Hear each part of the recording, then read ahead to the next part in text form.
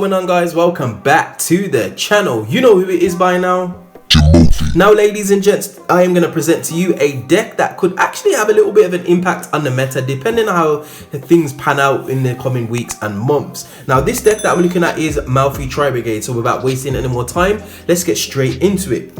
Now, this is a bit of a fun build, ladies and gents, but I will be actually looking to make this deck a little bit more competitive because we all know how powerful the Tribrigade cards are, and I do believe that the Melffy cards are very, very underestimated. So, Melffy Puppy, which allows you to special summon a level 2 or lower beast monster from your deck, is a very powerful play, especially being able to go into Kalantosa or even summon out your Catty, which will then get you a search, is just a nice play indeed. So, triple Melffy Puppy adds to the consistency.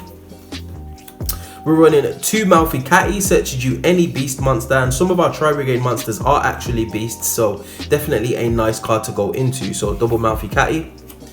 We're also running the 1 Fenny. Again, this is optional. You can actually take this out and play something else. This just special summons a beast monster from your hand. It is what it is. I play it at 1. It's useful when I want to see it, and you don't actually see it that much, so you can actually search this whenever you're ready. We're also playing the power play of the Melffy strategy, which is obviously our Kalantosa. Non-targeting pop if it's special summoned by the effect of a beast monster, and it's not once per turn either. You can also use it to synchro summon into Herald of the Arclight. So double Kalantosa. We're also playing 1 Harpier Squadron. This allows you to special summon on your opponent's turn, so you can actually search this off Catty. Providing you've got a level 2 beast monster on field, you can go straight into your Herald of the Arclight. So nice little tech right there. Next, onto some Tribrigade stuff, and we're obviously going for the consistency card, which is Fractal, which is skyrocketed in price, mainly because of Zodiac Tribrigade, which is not so much of a meta threat at the moment with Drident being banned. But Tribrigade Fractal is a consistency card, dumps cards to your graveyard, gets your Tribrigade engine going.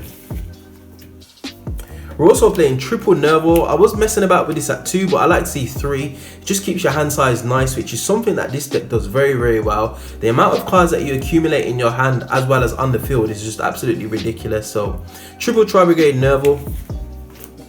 We're also running 2 Keras. Keras is actually a beast monster, which is interesting, and we're also running a 1 Kit as the rest of our beast contingency.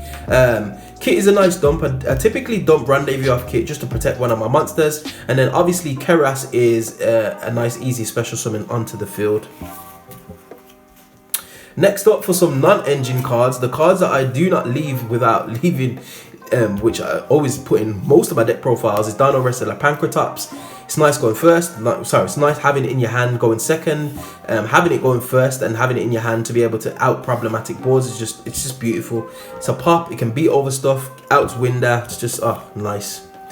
We're also running 1 Elector Sovereign of Birds. This is a free special summon depending on the cards that your opponent controls, and it can actually negate the effect of 1 face-up monster your opponent controls. So it can bait and negate, doesn't waste your normal summon, doesn't lock you into anything. So nice easy card right there. We're also running 1 Big Chicken for our Simorgh target, which is what it is, as well as 1 Cerberus. I'm not even going to try and pronounce his first name, but this card's interesting. So if you take battle or effect damage and this card's in the graveyard, you can banish it and you can pop a card on your opponent's field. Now with our Tribrigade Revolt, you can actually special summon this card back from your banish pile, so you've got the ability to use it at least twice a duel, which is very interesting. So if you manage to get this into the graveyard quickly, it is a nice little option right there. You don't have to play this obviously, but yeah.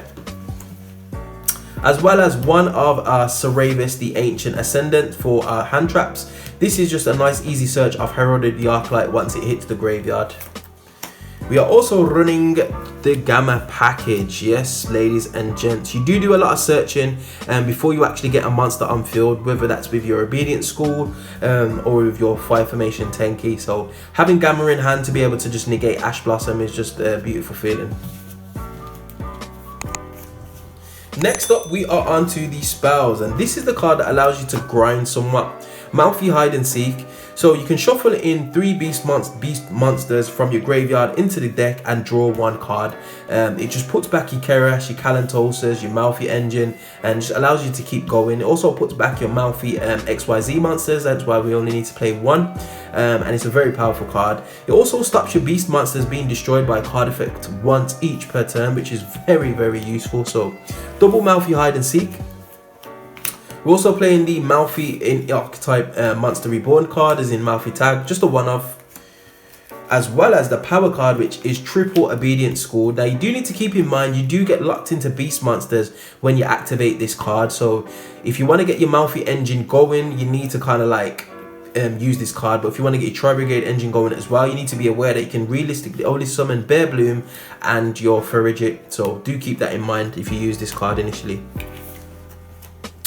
Next, we are playing for some consistency. We've got triple 5 formation Tenki. Yes, I've got odd rarities. I've got 2 secrets and a super. But yeah, this just basically allows you to add your fractal to your hand, and it's a nice target for your Ancient Warrior Link monster, just a bouncer card on the field. We're also running one Tribrigade standoff. This is basically a 4th Tenki.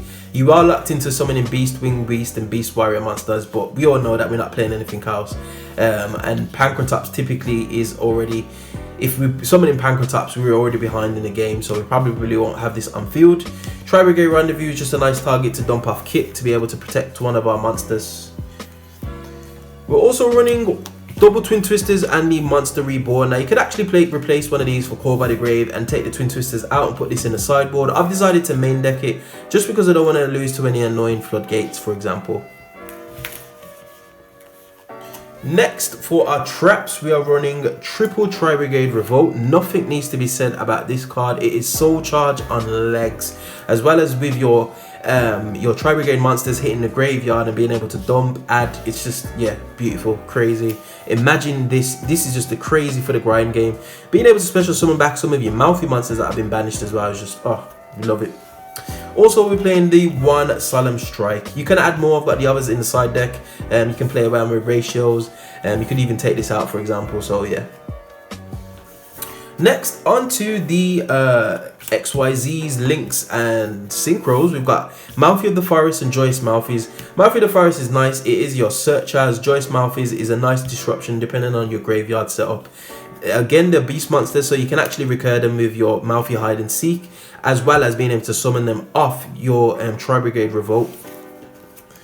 We're also running the Raccoon and one Mannequin Cat. I haven't actually used this too much. You do need to kind of like play around with the typing, and typically you won't be facing other Beast, Wing Beast, and Beast Warrior type decks, but it can come in clutch from time to time. We're also running one Ronin Raccoon. This is like an out to things that can't be destroyed by card effects, or but can be destroyed by battle. So yeah. For our lone synchro monster, we've got Herald of the Arclight. Very easy to go into, especially with Harpier Squadron. And it actually banishes a few cards that are sent from deck to graveyard. So it's a nice little bit of disruption there if you get the timing right with this. As well as being able to send your Seravis on it going to the graveyard.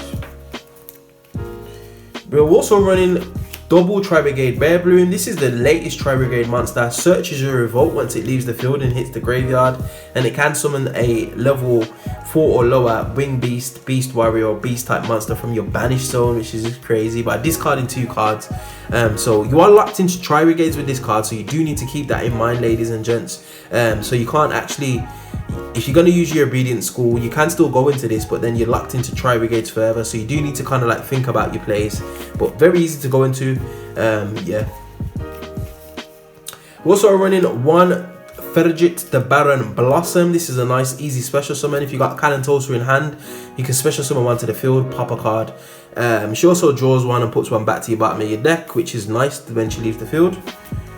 One Rugal the Silver Shallow. This is probably the one that you go into the least. It's still useful nonetheless, but it allows some recursion by special summoning a Beast or Wing Beast type monster back from your graveyard and then adding it back to your hand on end phase should it survive. So yeah, just a nice little option right there. We're also running double Shirag. This is your revolt target, as well as being able to just special summon him, or sorry, link summon him normally. Very powerful card. Yeah.